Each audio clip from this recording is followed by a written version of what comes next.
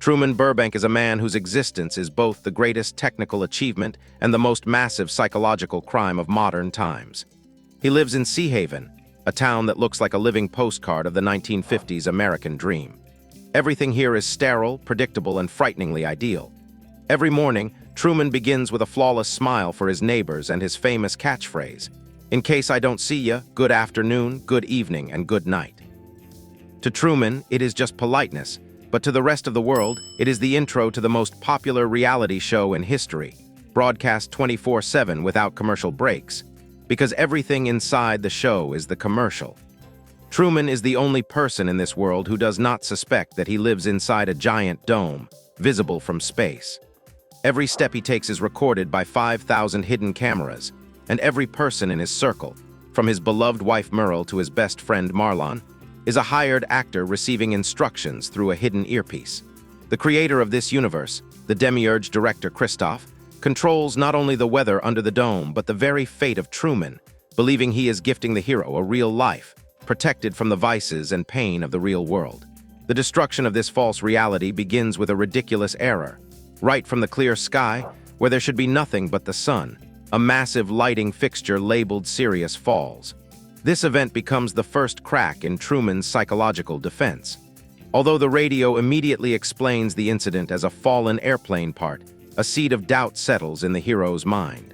He begins to notice what he had closed his eyes to for 30 years.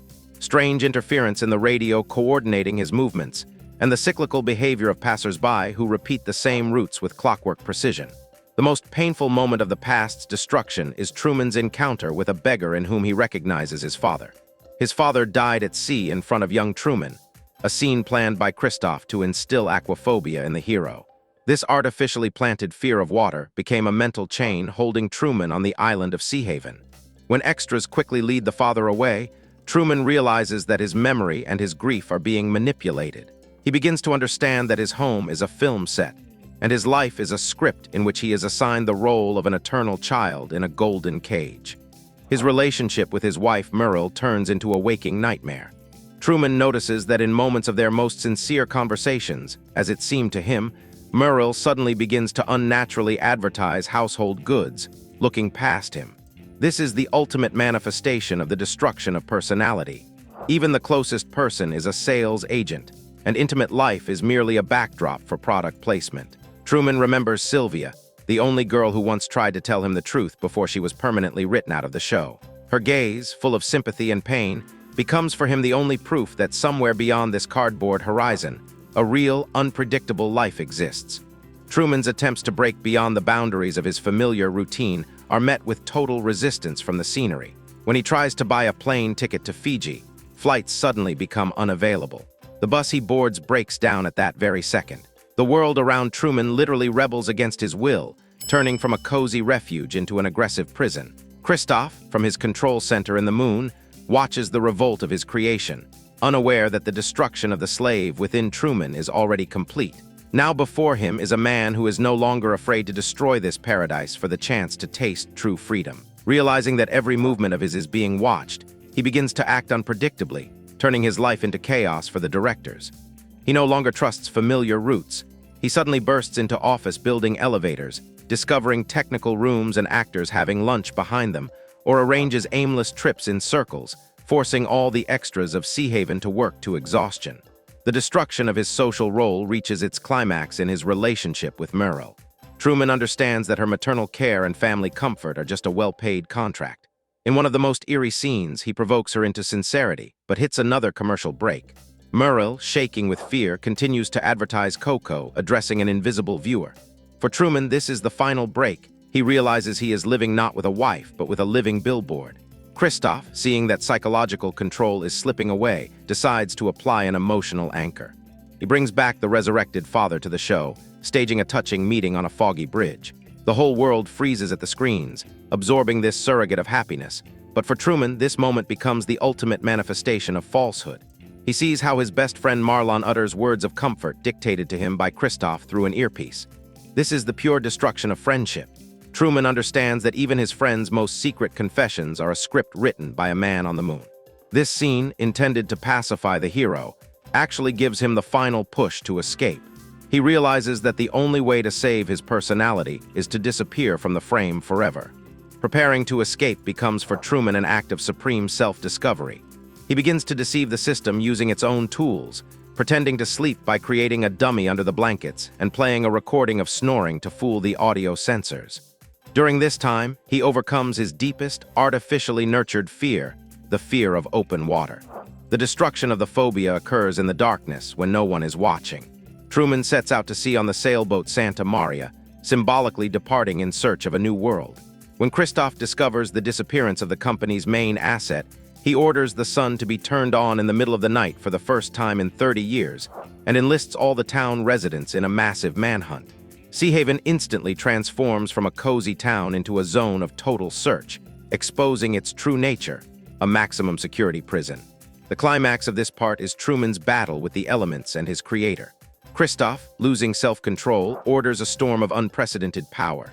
He is ready to kill his son on live television rather than allow him to go out of control. Truman ties himself to the mast, challenging the invisible god.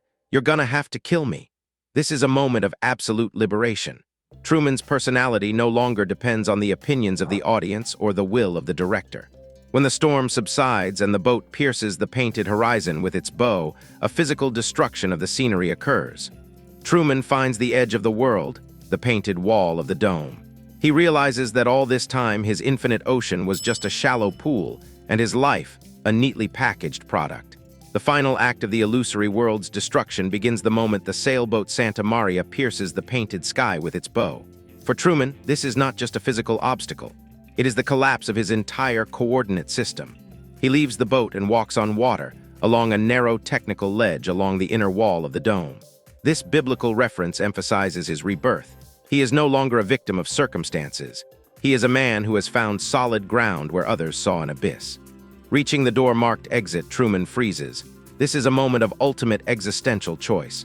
At this instant, Christof decides to use his last and most powerful tool, direct dialogue. His voice, amplified by thousands of speakers, rings out over the artificial ocean like the voice of God. The director reveals the truth to Truman: "I am the creator," of a television program that gives hope to millions.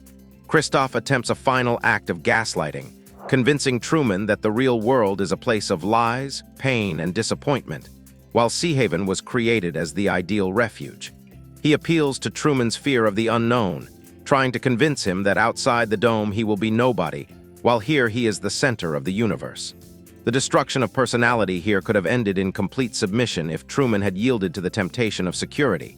But Christof makes a fatal mistake. He speaks of love. Truman understands that Christof's love is the love of a collector for a rare exhibit or an abusive parent for their puppet. Everything Truman considered his own, his feelings for his father, his fears, his marriage, had been appropriated and monetized. The realization that his intimacy was public property burns away the last remnants of doubt. He understands.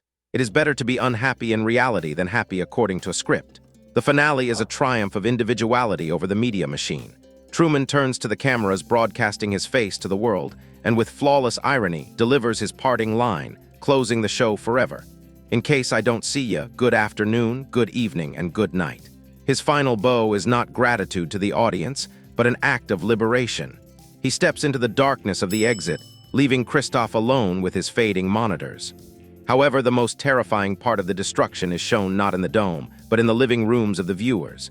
The very people who just wept with joy watching Truman's escape, a second after the screen goes dark, casually ask, "So what else is on?" This emphasizes the main idea for our channel. In a consumer society, personality is merely content. Truman found freedom, but the world he entered is just as prone to emotional parasitism as Seahaven. His journey to himself is only beginning, and now 5,000 cameras will not be following him. But he will have to learn to live in a world where no one will write his lines for him. The film The Truman Show is not just a satire of the media industry, but a fundamental study of the destruction of personality placed in the conditions of an ideal experiment. For our channel, this project is of particular interest as an example of how an external system is capable of completely replacing a person's inner world with artificial constructs. Truman's entire life is a global act of gaslighting. Every time the hero notices inconsistencies in his reality, such as a falling spotlight or radio interference, the system immediately patches the gap with false information. This destroys a person's basic trust in their own senses. When the world tells you everything is fine while you see the opposite, a destruction of cognitive abilities occurs. The person stops believing themselves and becomes completely dependent on external authority. Christof embodies the type of destructive parent who justifies total control as concern for safety. He deprived Truman of the right to authentic experience, replacing it with a safe surrogate. In this system, love is a tool for retention. Christof sincerely believes that Sea Haven is a paradise, but psychologically it is a golden cage where Truman's personality remains in a state of eternal childhood, incapable of independent choice. The use of trauma for control deserves special attention. The staged death of his father and the instilled aquaphobia are the program code embedded in Truman's psyche to limit his freedom of movement. Destruction here manifests in the fact that natural survival instincts are turned into mechanisms of enslavement. Truman's escape across the sea is not just movement through space, but an act of destroying this internal firmware. The most frightening aspect of the film is the complete falsification of personal relationships. His wife Muriel and best friend Marlon are functions, not people.